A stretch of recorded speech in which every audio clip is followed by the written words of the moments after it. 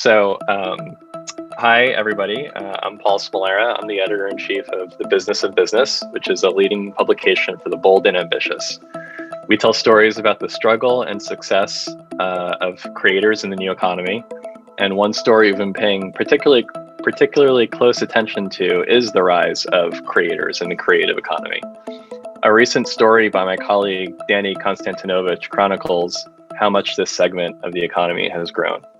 According to data from ThinkNum, which the Business of Business is part of, job listings for creators are up 489,000% since 2016. This, I think, speaks obviously to not just the increase in job listings, but the whole creation of this class of category, where people who might have, started with a company, started at a job, are able to branch out and create their own business, create their own individual place where people who are passionate about the thing that they're passionate about can come and find them.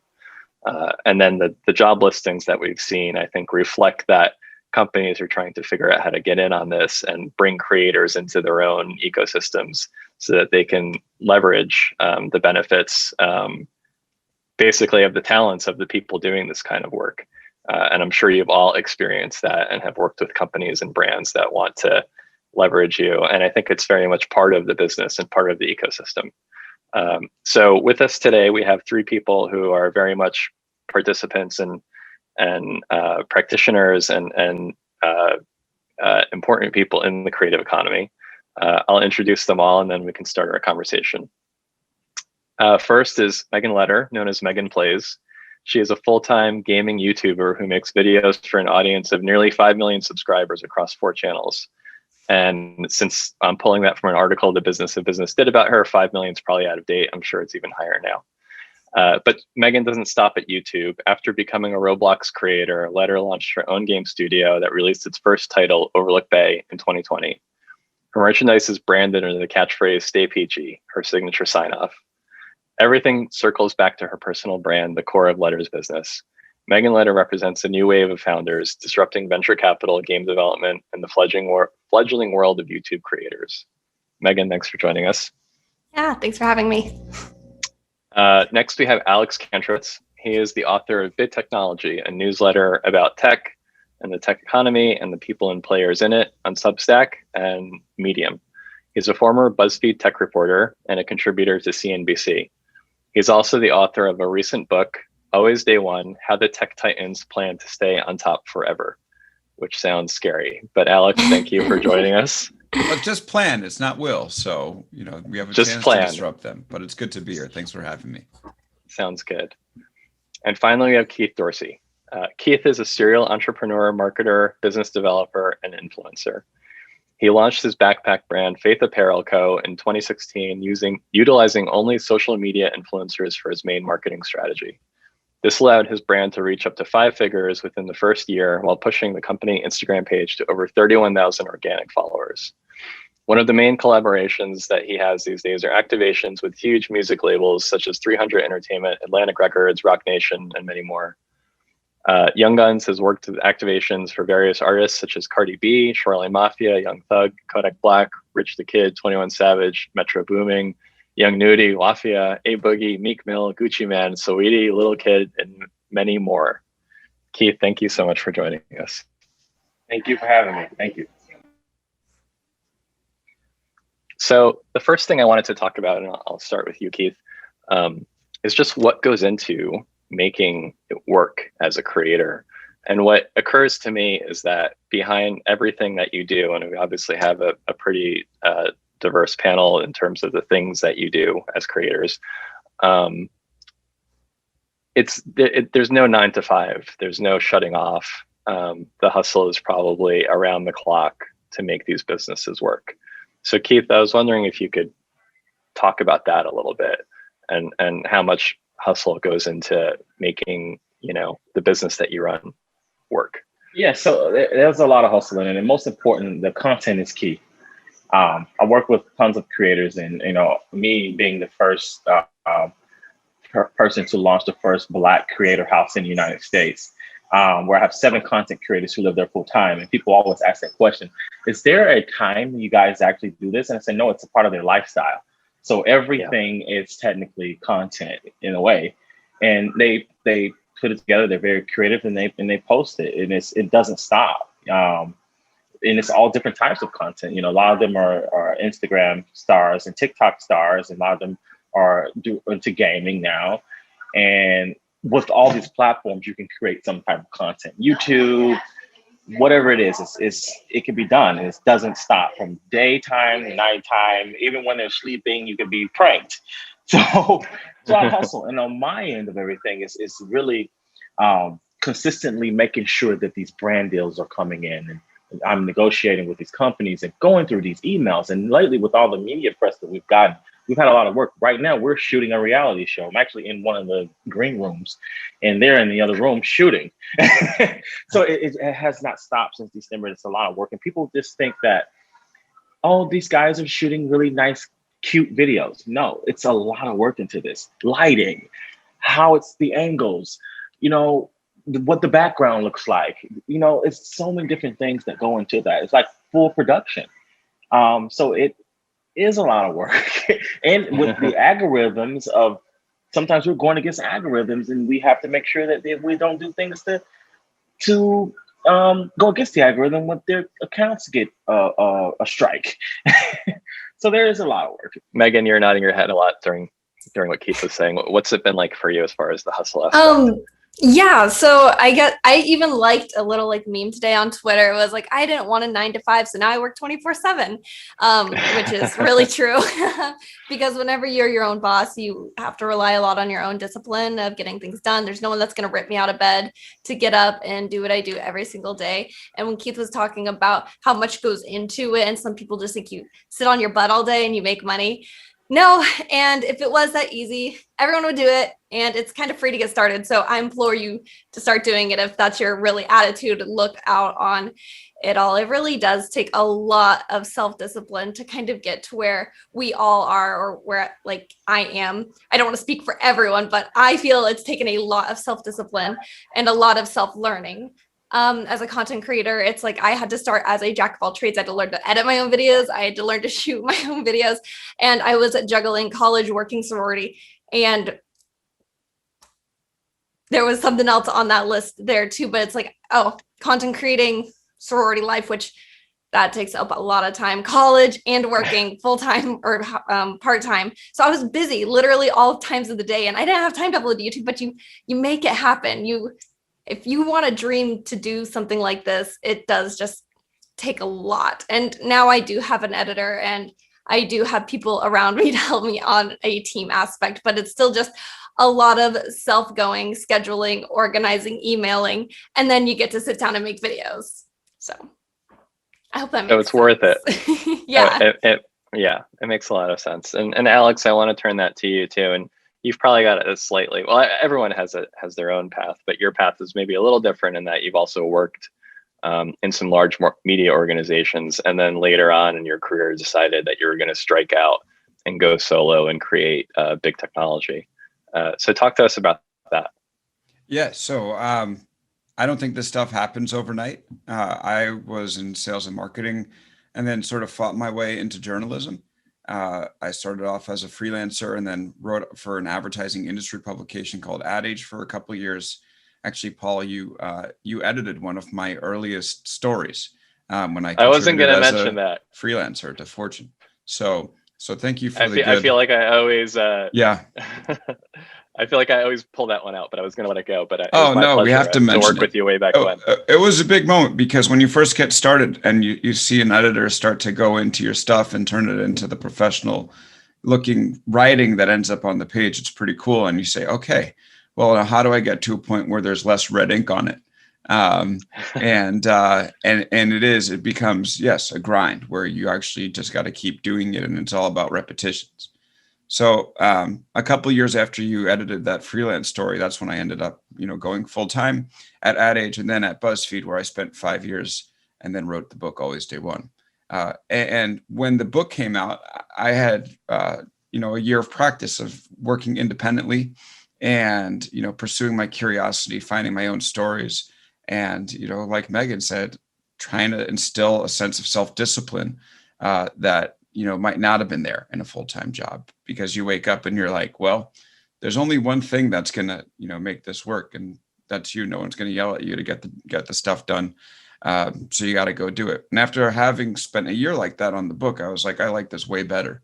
It's nice to be able to trust your creativity, trust your curiosity, and then go out and find the best possible way to make use of that. And that's where I ended up starting Big Technology, which is a newsletter that I write about once a week about the tech industry, and a Big Technology interview podcast show once a week with either a tech insider or an outside agitator. And it's been a blast so far. Yeah. So Alex, and I want to circle back around on this next question to everybody, but I'll start with you.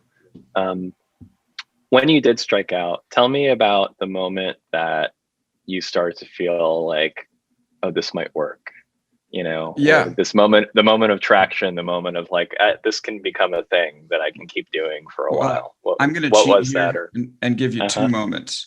So the first moment was when I decided that it was time to go out. I wrote a post and I said, because I've been publishing my work on Twitter, there was like a handful of people that were following me, and I had a chance to control my narrative and try to get partners in through the front door. And so I explained, how scary it was to be making this move to go independent. This was before all these journalists went out to do their Substacks of their own. I was one of the earlier ones to do it. And, talked about how sometimes the best moments in life are when you look over the edge and, trust yourself and then just jump and expect good things to happen. Obviously, it's nice to have a parachute, but if not, you just roll with it. So when I did that post, I had, put a 4-point plan together to talk about what I was going to do next. And it got a good amount of interest. And that interest led to a bunch of editors coming through the front door and saying, hey, can we partner in this way? Can we partner in that way? And that's how I ended up forming a partnership with Medium that I just re-signed. So it'll be a 1.5 years worth of partnership with Medium. I think it contributed to me joining CNBC as a contributor. And there's a handful of other things that ended up coming in through that post. Then, so I started doing this. My first post hit in July 2020. And I had hinted to the fact that I might want to work with advertisers in the future. And then an advertiser came in through the front door sort of later on in the year. Maybe I'd been doing it 4 or 5 months, and understood that the content that I was putting on in the newsletter was stuff they wanted to be associated with. The audience was one they wanted to reach. And we spent maybe a couple weeks or a month discussing the best opportunity for them. And at the end of 2020, they bought out the first quarter of 2021. And I was like, so the first one was like, oh, this is going to work from an audience standpoint. People are going to read it. And the second one was like, oh, this could really work as a business. And as of today, we've sold out the first 7 months of 2021. So thank wow. you. Congrats. Thank you. So obviously it's worked out better than I ever imagined when I took the leap. That's great to hear. Megan, what about you? What was that moment? You've been at this for a while of traction. So it definitely does not happen overnight. I started posting to YouTube in my first year of college in 2013. My channel says 2014 because I switched channels. So 2013 is when I really started. And it was really hard to juggle everything I was doing at a time. And I didn't even realize that you could make money from doing it. I just kind of wanted to do it. I wanted to be like that YouTuber, that person. Like I didn't actually realize there was money in it back then, because I think back then really a lot of people didn't talk about how lucrative it could be. So I was just doing it for fun. And then I met my now husband at a gaming convention, and it's so funny because he would wear sunglasses inside. He was from LA, so he really thought he was hot. You know what I mean? He was wearing sunglasses inside. He was like, yeah, I have 1,000 up, 1,000 down internet. And in Texas, we were like, oh my gosh, what? You guys have internet that fast? And then that the way he kind of walked in the car he drove, I was like, maybe you can make money from doing this. So that was kind of my first realization. He actually ended up asking me to voice act for him and some like in some stuff and projects he was doing. And then we became friends. And then in 2015, we kind of started dating and like getting together. No, 2017. Yeah. And yeah, so from then he kind of helped mentor me and teach me and show me the ropes of how to turn YouTube into a business. And it's stuff I would have never been able to comprehend without him. He's very smart. And then I kind of really almost gave up in 2018 or 2017, kind of like a few months after we started dating. I was having a lot of trouble. I couldn't help pay the rent. I was only making $400 a month. So I decided to really take control over what I was doing. I started looking at the algorithm. Like Keith mentioned, the algorithm is super important to pay attention to. And I switched my content direction, and instantly, like in a month later of like really dedicated, hardworking, looking, editing, filming, not missing a day of uploads, it started to turn around, and I started to slowly make income that I could use to pay the rent. And then a few months later, it was like, oh my gosh, wait, I could actually make a really lucrative living off of this. So kind of around there, it took maybe 5 years of doing YouTube casually before I could actually pay my bills and buy groceries with it. So yeah. What did you learn about the algorithm? Sorry, Paul, I don't mean to step in, but you mentioned this, and I'm curious what the secret is. So there's no secret sauce to it really, because websites, they change the algorithm every couple months. So once you get comfortable, it changes. And really, YouTube took a really big dip. They're doing a lot of stuff on their back end. And when these apps actually like do stuff on their back end, even if it's just some simple UI changes, it throws everything off. Everything goes through a loop, and you think it's the end of the world. It's not. You just got to be patient. So right now, what YouTube really favors is watch time. And I think that they've been favoring watch time for a few years now. So the longer retention you have, people clicking in and clicking out, that's bad for retention. If you put an ad a minute in, so I don't like to do that anymore. When I do brand deals, I say, I'm not putting it a minute into the video. People will click out. Therefore, the video will do bad in the long run, and it'll reflect poorly on me. So I always ask for midway promotionals. So just little things like that, learning how to keep your audience on your videos for longer. And YouTube really loves whenever people come to the platform from a different app. So if you share on like Instagram, for example, like come watch this video, they watch that video, and YouTube thinks, hey, this video is bringing people to YouTube. So we want to push this because it's bringing more people to our platform, and they really, really like that. As you could imagine the same, when people leave the app after watching your video, YouTube's like, oh, shut that down. Not really sure about that. So just little things like that. Think about what YouTube would like, and you'll be good. So cool. Good advice. And Alex, this is why I only have one other journalist on the call. So sorry, I won't ask any more questions. No. I will. I'm just teasing you. Please do. That was exactly what I was wondering myself. And Keith, I would love to hear, because you mentioned the algorithm too, but I also want to return to the original question about traction and when you felt like in your journey, the moment of this could work. Yeah, so I actually have two defining moments for myself. One of the moments where I met a representative at a label at a what is it called? SneakerCon, New York, a few years ago. It's like 15,000, the biggest shoe conference I've ever seen in my entire life. And I met him, and he invited us to a dinner. And it was basically for influencers. This is back when the music industry first started to notice that songs and dancers and challenges were affecting the music industry. So they were just, lobbying with the creators. And, when I went, and I didn't even know who these people were, I was like, and I started doing some research, like, this is a music label. But long story short, we received an activation where he was like, hey, we have this group called Shoeline Mafia, and they need some promo with a few of your dancers who are on social media. And I said, okay. And they said, we have a $10,000 budget. Back then, that was a lot of money. This was like 6 years ago. 10,000, I had a group of like 10 of them then. But now where we are today, it's like they get paid, it's 10,000 each post. So it's a little bigger. So that moment I was like, wow, this is a real business. And did it over and over again, and the checks got bigger and bigger. And I was like, this is actually really working. I was able to pay a lot of them that never received money, that gotten paid for anything before. They would just dance to things because they liked the song. Now they were making money from artists and labels just to dance the songs now. So that moment was very big for us. Back in December, we first launched our creator house. This is a 9,000 square foot mansion estate, golf course community. And literally, I was like, I don't know how we're going to do this. But as soon as we started to make the announcement, lots of people that were supporting us, they were like, okay, we want to support you guys. What do you need? And we got into the house and literally everything just started to work. We got our feature in the New York Times, Business Insider, Entertainment Tonight. Because I just knew that it would work if we could get in the house. Seeing all the creators' houses in LA, I noticed that, well, there's no Black creator houses. There's no foundation for Black creators. Let me be the first one to do it. I didn't know it was going to work. I did it. And then we got Instagram to support us. They gave us a check to help us in the house.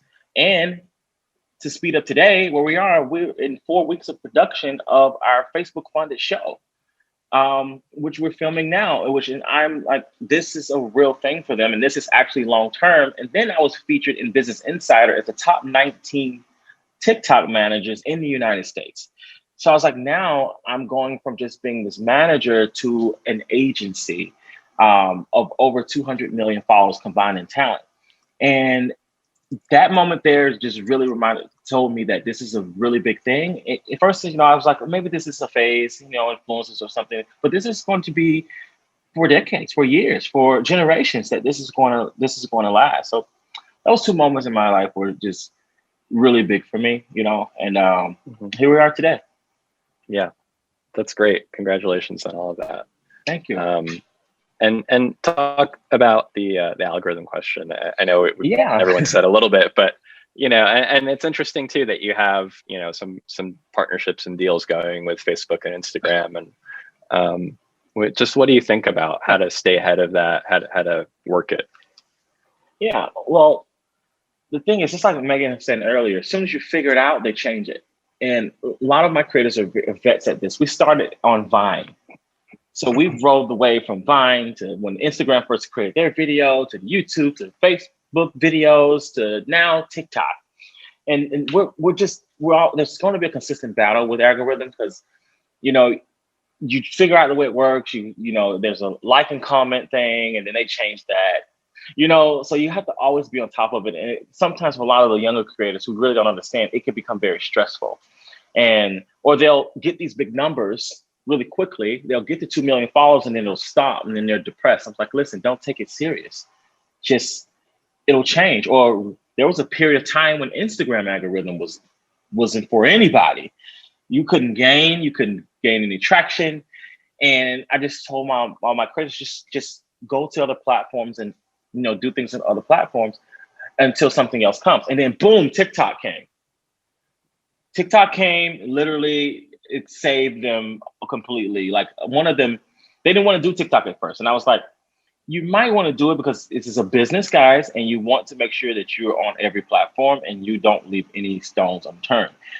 Created a TikTok. One of my creators created a TikTok, and in an hour, she was at 30,000 followers. So they got excited about that. And then now we run into the algorithm where, based on experiences, a lot of Black creators are not seen or don't grow as fast as other white creators. And you can look at the top, there are no big top Black women creators on TikTok at all. And that has been a big deal now. And so there's a regular algorithm, there's an algorithm issue for Black creators as well. And, we've been, speaking about it, and, TikTok came out with the Black creator thing, but we don't really see too much help. Even I had a creator literally say, hey, we have to figure out the colors, like your hair color, all that matters. She dyed her hair. And then guess what? She was able to kind of see different numbers. So it's so many things that people don't really understand about this algorithm that it's sometimes extremely dangerous and sometimes it's very friendly, but it's all about how you approach it. And my whole thing is that as their manager is to help them navigate you know, and a lot of the creators don't understand. I was like, sometimes guys, you just cannot take it that serious. Just, I know there's a lot of money tied into it, and a lot of them like, oh, I'm going to lose all my brand deals because my numbers aren't. I said, well, it's just what it is. Every business has a season. It's not just social media. Every other industry has a season. So now you guys have to learn to diversify. If one platform isn't helping you, go to the next and figure it out. So, you know, that's my spiel on the whole algorithm. I mean, we could do a whole documentary just on algorithm by itself.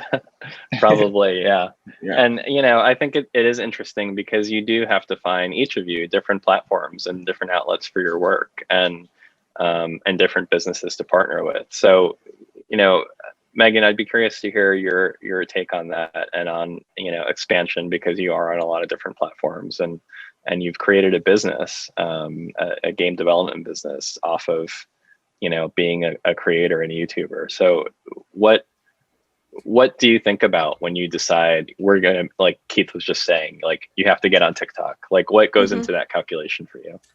Well, the game development studio kind of fell into like our lap. It kind of just naturally progressed that way. It wasn't a part of like my dream board or anything like that. I think all creators should diversify. And my husband, as I mentioned before, he was a large YouTube creator before me, and he had multiple lives as a creator, where it was really working, then it wasn't working, and then he switched to doing cryptocurrency, and I was really working, and then like he got out of that, and then he switched to something else, and that was really working, and then that fizzled. He's very go.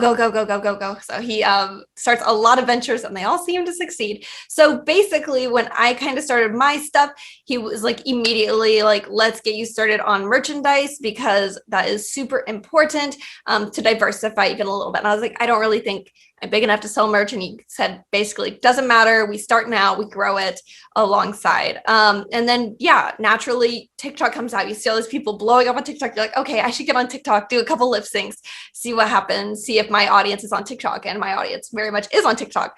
I do have like 3 point something, maybe 3.4 million TikTok followers, but I don't think that they're as like stuck as like my 3.6 million YouTube subscribers. I think that those hold more value in brands' eyes. I'm not really sure yet, though. I'm not, because it's just like so many people could explode on TikTok so fast. And I do see TikTok continue to grow. Right now, their algorithm is a little bit messed up because they have introduced a sort of pay to win feature for some advertisers and stuff like that, where they like, it's kind of the path that we saw Instagram go down, where they started valuing businesses and companies who are going to pay over creators. I saw a significant drop during that. So really, the game studio fell in our lap because I am a Roblox creator. And we wanted to create a game because that's what Roblox is. It's a metaverse. It's a place where you can create your own game, and then it's pushed to people. And we thought it'd be really cool to have my own game where we can create whatever content we want, and then I can create videos on that content that we created. So it kind of came to us, for example, like there's some games I like to play, but they had UI everywhere. And I was like, it'd be nice to have a button to turn off that UI on the game. And it's like, we'll just make our own game and implement these things that would make this a lot easier for me to create content on. Started that, used a third-party game development studio, crashed and burned, lost $120,000 on that. Very bad. And my husband, being the guy he is, he was like, I'm not giving up. We're gonna do our own game studio. And I was like, yeah, okay, sounds great. What could go wrong? We didn't just lose $120,000 doing this or anything, but he figured it out. And he is an amazing leader. He's in meetings all day for the game studio. So I help a lot with like the creative direction and the face and the ideas and fun things we could do with the games. But he manages the whole team, the programmers, the modelers, the environmental artists. And we are currently in process of moving into our, like, I think it's like a 12,000, it's more than 12,000 square foot. It's that, I don't know. We're moving into a big building on the side of the highway. We're moving on up, and we're bringing everyone in-house for the game development studio. So it really just kind of fell in our laps, but it's not something that it's been a lot of hard work to get there. But like I said, we weren't like, let's start a game studio and this is how we're going to diversify and do that. It just, the love of the craft kind of snowballed into something a lot bigger. if that makes sense. Because we also didn't really know that that was as lucrative as it was. It just kind of started being. So diversifying is very, very important for all creators because, yeah, I have taken some steps back from posting Roblox on my YouTube channel because, as you can imagine, I'm probably posting every single day on like 2 or 3 channels. It's a lot. So I want to focus more on real life content in the MeganPlays brand. So I've kind of taken a step back there and I'm allowed to do that. I'm able to do that. If I wanted to quit YouTube now, I could. I don't want to, but because we've taken these other steps to diversify, it's like, it's just been really, really beneficial. And it makes me feel a lot more secure in my career as a YouTuber and allows me to make the content that I want to create, if that makes sense. Yeah, absolutely it does. Yeah. And I think, you're speaking, you mentioned this a bit earlier, and it's what I want you, Alex, to hinge off of is audience and finding them wherever they are and going to different platforms and diversifying. And as primarily a writer, Alex, I mean, how do you think about that? You went over to Substack, which became a hot ticket among the media types who write, and they've got a major pitch out to creators to leave your big media company, come become an independent person. They have a pro program where they give some writers either just salary or advances against future earnings, and then you quickly struck a syndication deal with Medium. But how do you grow your audience? How do you make sure that this remains sustainable even after that moment of traction that we were talking about before? Yeah, so I think that the cool thing about writing a newsletter is that the people that you write to, you're not just throwing posts out onto the Facebook newsfeed and hoping they reach an audience. And the fact that everybody who gets my newsletter has handed me their email address is big, because it means I have like a direct line into their inbox until they tell me, mercy and unsubscribe. And so I think that's pretty big. And for me, like as a newsletter writer, just being able to communicate with an audience one-to-one like that without worrying too much about being disintermediated by the platform is pretty great. And I think the same goes for podcasts, right? Podcasts is RSS subscription. So like, I like the idea of I don't know who subscribes to me, but I know in their podcast app, they're going to get the show every week. So I find it's a pretty interesting way to build an audience, very different from BuzzFeed where I worked before, which was heavily relied on social media algorithms to get to people. Now, in terms of growth, I don't know. Honestly, I don't do any paid growth or anything like that. It's all organic for me. I think at the end of the day, the 2 key things are, number one, be consistent. I think both Megan and Keith have talked about that. You want to have people know that you're going to be there, every week or every day or whatever cadence that you set for yourself. So you become a behavior versus just a thing that's floating around in the ether. And number 2 is to be good. I mean, at the end of the day, I'll write every week. Sometimes the stories are good and they get traction. Sometimes the stories kind of suck and they go nowhere. And so like for me, my relationship with my audience is based off of hopefully I think a belief from them that they'll end up with a good newsletter more often than not and are willing to open and give it a shot and, feel rewarded for, for clicking in and giving it some of their time and they stay active. So that's really what it is. I don't have any secrets of growth. I am exploring doing some sort of syndication program like I have with Medium, just making the newsletter available to other platforms and finding ways to tap into new audiences. But as far as I can tell right now, just consistency and quality are, number 1 and 1A. Everyone's nodding their head. Does anyone want to add to that or have other thoughts about growth, consistency? Yeah, I'll add consistency and quality is very important in all of this.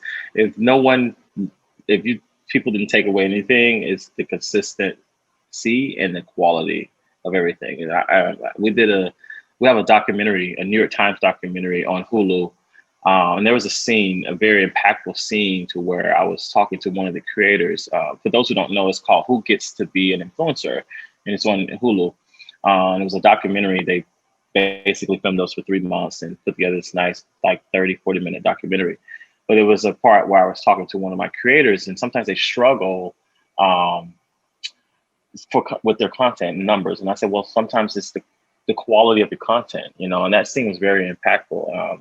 And then the consistency that I spoke on, like a lot of them are used to, especially TikTok, it really kind of changed the trajectory of what people expect in this industry, where they just post one video or 2 videos and then they're at 1 million followers, but then they have to get to that point to where they have to really work to build it. And I explained that you have to be consistent. So whatever you did, you have to keep going and don't get comfortable because you have all these numbers, because these numbers sometimes don't matter if you're not consistently cultivating that fan base and dropping good content, and also changing the content, because sometimes they don't want to see it anymore. They're tired of it. You know, followers and fans or supporters, or what do you want to call them, are sometimes unloyal, and they'll go to the next person that's entertaining them. You know, so consistency and quality is so important. Just add that in there. Now that I mentioned that, I wanted to ask my next question, which was to go back to the first thing about the growth of creator job listings. Again, 489,000% growth since 2016. I'm not sure I knew that the numbers went that high, but I wonder what your thoughts are about, can creators work in a company? I mean, if someone, you know, were to come to you and say, we want you to be a part of whatever, I don't know, Microsoft, or you know, YouTube, or, you know, we want you to come in-house and, you know, we'll pay you an amazing salary, but you need to be part of the corporation, so to speak. Is that compatible? Is that the future? Are you building something that then becomes part of something bigger? Or do you think that part of the DNA of what you're doing is to be independent in the way that you are today? I don't know who to go to first. I'll start with you, Megan. Oh, okay. Sorry, Keith. I was just gonna say, like, I guess it really depends, like, what that job looks like. Do they want me to be the face of Microsoft, or do they want me to go back there and be a content strategist? Because I don't want to be a content strategist. You know, I think a lot of people, especially people like me, whenever you become your own brand, you want to stay your own brand. You don't want to go underneath a Microsoft umbrella, quote unquote Microsoft umbrella. I mean, like, if Microsoft wants to come pay me like a big salary to sit around, I will. Like, don't get me wrong. But I do think that there is something there that, like, a lot of creators just want to create what they want. We have currently had the opportunity. We've had investors that want to invest in MeganPlays LLC. They want to buy equity in MeganPlays LLC, which is not really something I'm interested in, because I don't really want other people having creative control over what I'm doing. What I like about being a 100% owner of my company is nobody can tell me what to post. I'm in complete control of that. And I think that's what I really, really like. Also, my salary that I pay myself is quite amazing. I don't think that would be worth it to any other company to pay me what I pay myself, if that makes sense. So I guess really what I'm trying to say is, like, if a creator has their own brand, they're not going to really want to go work for somebody else unless maybe they're tired of working for themselves and they want to retire, and maybe they just want to go do a 9-to-5. But I don't foresee myself ever wanting to go back to a 9-to-5. So that's personal opinion. Keith, you're kind of building a company, so I'd be really curious about your idea about this. So definitely, especially what Megan was saying, like, no, we don't want to work for anybody. But because the space is, I mean, I think the influencer economy industry should be like $30-something billion by 2023 or something, like 24, something like that. So a lot of these companies are seeing the value in content creating and digital content, and they're starting developing these departments, especially a lot of the apps that focus on it. And I've been asked, and a lot of my creators have been asked several times, oh, well, I hate this. We'll give you equity and not pay you, and then hopefully it works out. And they're like, no, why would I do that when there's 15,000 different apps that I can work with that just want to pay me to just use to get on the app? So yes, there is a battle between that. And for myself, there's a lot of apps that are coming out now. They're saying, okay, cool. We want to just bring you on. I'm like, well, no, but I do see somewhere in the near future where I could be an advisor or a board member on something, because it does help me to diversify as well. But it has to be the right opportunity. It has to make sense. And I do have one right now that I'm interested in probably sitting on a board for and getting some equity for. I'm open to it, but it just has to be the right deal, because, and I explained to a lot of these apps, it's a lot of competition. So, and all you guys are saying the same thing. So we're not impressed. So no, we don't want to stop what we're doing and work for you, because if we work for you, now they can't really, focus on their content, and they're getting paid, I had a creator get paid $45,000 for an hour to do literally one thing, and sometimes they do that, twice a day, so why would we go there and say, oh, we're going to offer you $40,000 a year to do this one thing? So it just has to make sense. And because we're controlling our own stuff. Like Megan just said, she's opening up a studio. That's amazing. She can build our own stuff, So we're looking at launching our own film content studio here, where we control it. We have everything that we need. So because this space is so powerful, and we control the narrative, and we control, and a lot of what we're doing is, for the Black culture, Black content creators control a lot of the culture. And I said, we have that. So we're just going to do it ourselves instead of handing it over to, someone else. And we'll figure it out. Just like with what I'm doing now, there was no social media manager 5 years ago. No one, people always ask me, when did that happen? This guy, I was getting my tires done on my car, and he just randomly asked me, what do you do for a living? And I said, I manage content creators, TikTok stars, YouTube stars, Instagram stars. He said, that's a thing? I said, yes, sir, it is. So that's where we are with that. We're doing some really big things, and, we've grown, we figured this out. There was none of this in the Vine days. It's just we just rode the wave. And I didn't even want to be a manager at first. It was like, no, you're our manager, because we need someone to help us. And then here we are today, So.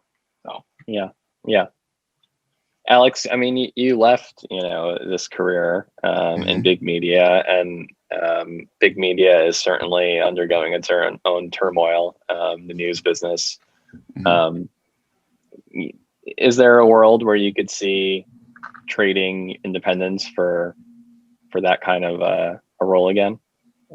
Will that ever make sense again, I guess, is what I'm asking. Well, let's see how big technology goes, I guess. Because one of the cool things about this is the more you build, the better off you're going to be. So, I'm in year one, month over month, I'm making more money than I would have at BuzzFeed when I was working there as a reporter. So what happens in year two if I continue to grow? What happens in year three? So one of the cool things about this is there is sort of uncapped upside. Whereas, if you go to a company and they pay you a salary, they expect to make money off of your labor. And there might be something to be said for it, down the line, like if you have like stability and you don't have to work as hard and you can still make a good salary. But I happen, in terms of this lifestyle, I happen to love the independence. I think the business is working, so that's a plus. And yeah, I mean, it's just sort of, it compounds, which is the coolest part of it. Like, yeah.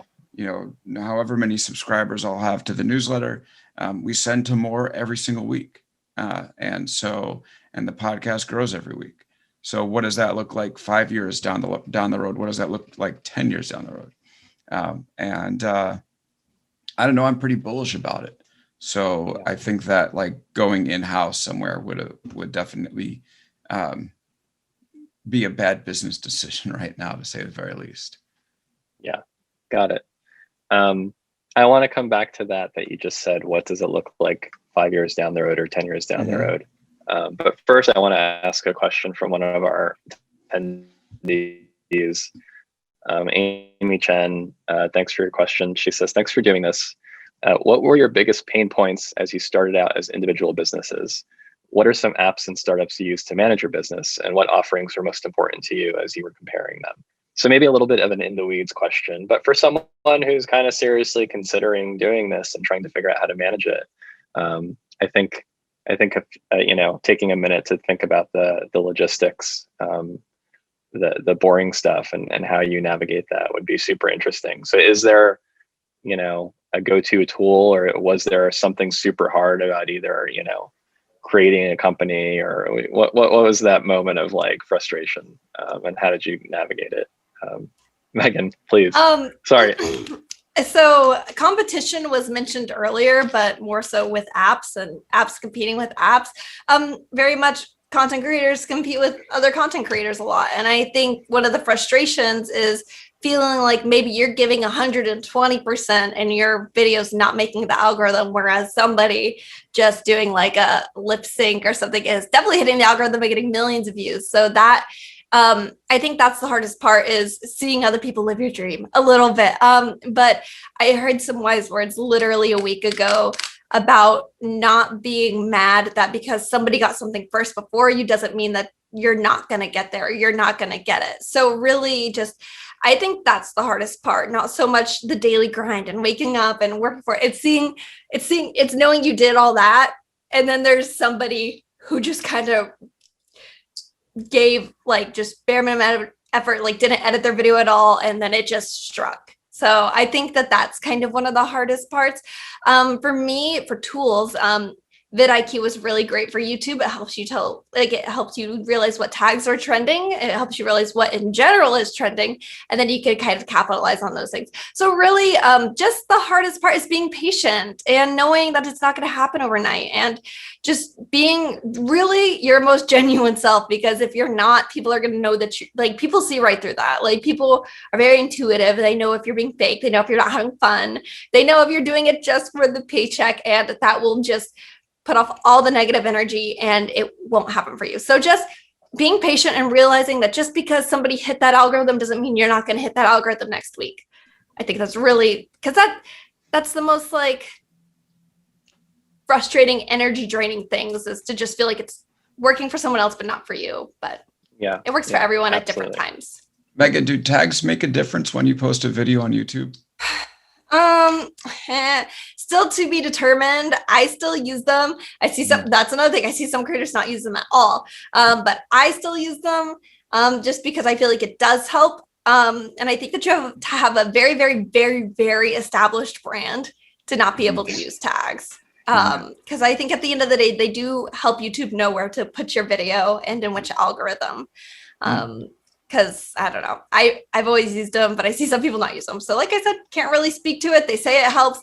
And I know whenever I don't use tags, my videos don't do so well, but that could also just be me changing my own algorithm by suddenly removing all my tags when I've been tagged in a certain way for so long. Okay. So, cool. Keith, I wanted to give you a chance to respond to that question, or anything Megan said. Yeah, well, we could talk about the all day, but to the question here, where it says, what are some apps and ways to manage the business? And one of the things that happened for us is, like I tell people all the time, we didn't really start this because of money. We started it. My best friend started Vine because I told him that he could make content that that people wouldn't judge him as they would on Facebook. And he saw that and he went crazy, and all the crazy content was supported by other crazy people too, which is content creators. So that just kind of spiraled and compounded into where we are today. But we grew so fast. And the biggest thing is, how do I communicate and manage all of these creators from Atlanta, from Orlando, Tampa, Los Angeles, Houston? How do I do this? So I said, well, there's apps. I have a WhatsApp group that's been very dynamic for us. That I kind of keep, I have 80 creators in there that I communicate with all the time. I started using a lot of apps such as Google Drive, Google Sheets, like all that stuff is my best friend now. A lot of the apps, I think I use Canva a lot, which is how we make a lot of our media kits and media decks. And just really it's the communication. iMessage groups, very powerful. So yeah, I just kind of started to figure out different ways to kind of manage the creators at once, because I don't have to individually send things out, to 15 of them if they're all on the same campaign. Or I would just create a group chat for this particular one. Like we did something with Amazon. So I said, okay, cool. Here's the Amazon group chat. Here's the Amazon sheet. Put the links, especially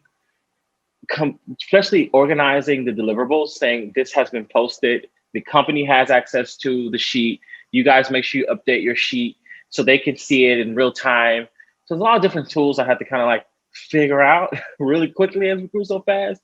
And a lot of times, a lot of these companies couldn't even figure it out because they were new to this space as well. So definitely a lot of apps, Google Sheets and Google Docs, like keeping things organized. But that's been really my biggest thing is the organization of the creators and the follow-up of the creators and reviewing their content and going to their pages, so we're working on some things. I'm a partner with Shopify, and they're, they actually sponsored my website, younggunsent.com, which was a blessing for us. And they're working on another system for me to bring all this together and make it easy. So I look forward to that. Thanks, Shopify, by the way. We'll allow the plug. And it's super interesting to hear that your clients themselves are also like, we don't know, like just give us the sheet or whatever you want to do. They don't necessarily have those systems figured out either. Alex, what about you? I think you're more of like a solo creator. I'm sure you work with people in the background, but what are the tools like for you? I don't know. I mean, I use Red Circle to host my podcast. They sell ads. I have a sales guy that goes out and sells the newsletter and podcast together. I think that I like Amy's question in terms of the pain points. Because one of the things, that I didn't fully anticipate, my plan was always to go in and say yes to everything until I couldn't say yes anymore or until I hit my limit. And I burned out pretty hard, I would say, in the spring this year, because I had said yes to too much. So I think that's my pain point. I know a lot of creators struggle with this is when are you just going to sit down at your desk and just not be able to do anything because you're freaking toast. And so I got there, and now I'm starting to find out what the limit is for me. That's going to enable me to keep producing high quality stuff, but also retain my desire to do it. And so I've definitely I've tried to, turn my phone on airplane mode starting at 9 and just not really hit any screens, wake up in the morning, and, begin with a bit of a gratitude meditation and some yoga. And before I, lose myself in the Twitter stream. Do I do it every day? No. Do I do it a lot of days? Yeah. And it's been helpful. Yeah. Yeah. I mean, I'm sure we could do a whole nother hour about self-care and the things you need to do to keep yourself going. But thank you for sharing that. The tool part is always an interesting thing to me too. I'm a productivity nerd, and how do you find what's just right, but not too much? How do you keep the overhead low? So it's super interesting to hear that it really is almost ad hoc of what do I need to get this particular job done, and then go get it done. So I wanted to close with a last question. And it is actually about seeing around corners and thinking about, it seems crazy to even talk about these kind of timelines, but Alex, you said 5 years, 10 years, whatever makes sense. Who knows what the world looks like in 5 years and 10 years, especially this space. But how do you, how do you think about the future and about sustaining or growing? And what are you watching for in your own spaces that could be interesting? And I'll add just a little bit more to that question. We've sort of gotten at it, but what would you say to someone who is starting out today? It both feels like people have had huge successes and accomplished a lot in the last few years, but it also feels like a space that's just beginning to take hold. So what would you say, about the future and about someone looking to the future to maybe do something like what you're doing? Keith, I'll let you go first. Yeah, I think the future for this is extremely bright for a lot of new people who need opportunity. It's an even playing field. You could literally be yourself, hop on one of these platforms or hop on one of the next hottest platform and be yourself and get an opportunity to be seen, which will give you an opportunity to have a career, especially if the content's really good. And it's growing. We're ahead of the curve. There's a lot of the mainstream entities and companies and brands and government, even the government is figuring it out. Like, I've worked with our group did a really big did a lot of work with the Georgia runoffs here in Georgia. With political stuff, we're doing political stuff. There's a new mayor that's running. There's a new a mayor campaign that's coming up, and one of the campaign managers reached out to us and said, "Hey, we want to have an event at Collab Crib."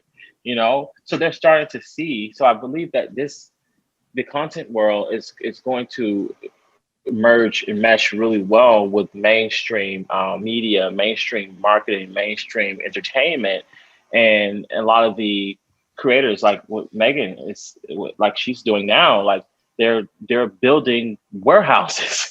They're going to be owning studios and own production companies. That we're literally right now discussing a production. We do have our own production company now, and we're going to produce our own content, but we just need a building. And I do a lot of music.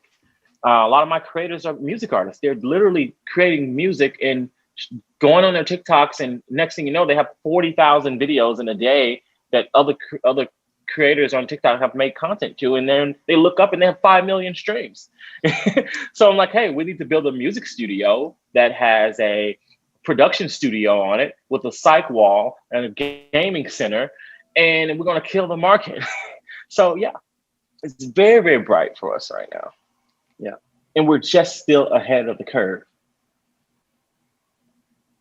Alex, what's ahead of the curve or around the corner in your space? So the newsletter space, like the independent journalists doing newsletter space, has been buoyed artificially in part by companies like Substack and Facebook throwing money at people in order to start these things. Yeah. I didn't take money, thankfully, so I'm not beholden to these companies or dependent on them for a living. But I think you've seen a real spike, and now you're going to see a real fizzle. I think the 5-10 year horizon. So I'm planning to keep doing it, and I think the 5-10 year horizon is pretty important because you look at the size of some of these newsletters, 100,000, 200,000 subscribers, and they're able to sell. Especially if the audience is targeted, they're able to sell ads, multiple ads on the newsletter for pretty good money. Sometimes, like I was looking at this one called 1440, I think is what the name is, or something like that. Nondescript newsletter. It's selling link ads for $2,000 per link. And so that's what I'm building towards. Like, I'm one person. I mean, obviously I have support with sales and podcast editing and stuff like that. But I do believe that being consistent and delivering quality stuff to subscribers will help it achieve the growth. And it is it's a product of time. Like, I never wanted to do this for like a 1 year, see how it works 1 year and then give up. I know that if I do it 5 years, there's a chance that it works. And, honestly, like if that happens, it's the job of my dreams. Make a salary that's probably 3 or 4 times the what I'd be getting as a reporter, have a direct relationship with audiences, that I'll send big technology out to, and they'll reply right back and tell me that was a good point or you're an idiot. And, we have a conversation that way. And, be able to determine what stories I want to pursue and how I want to pursue them.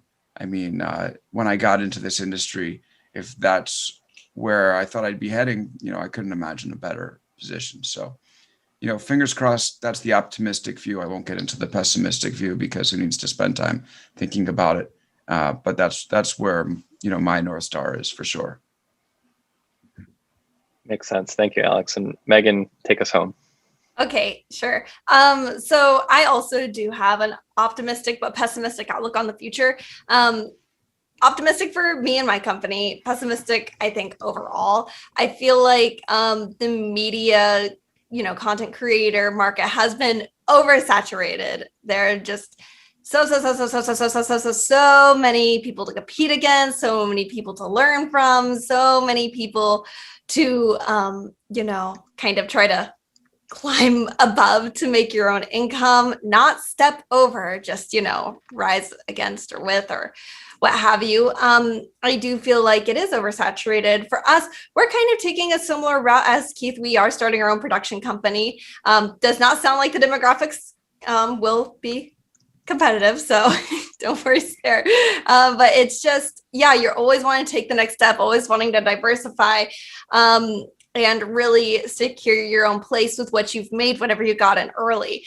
Any advice I have is to really keep an eye out for that next social media app or that next trend. For example, Among Us, when that popped off, it would have benefited me to stream that more than I did. TikTok would have benefited me more to do that more than I did. Yeah, so it's like always be open to looking at these new opportunities, even if you don't feel like they're for you. I didn't feel like TikTok was for me because I'm 26, and it's such a Gen Z thing, and I'm like right on the cusp there.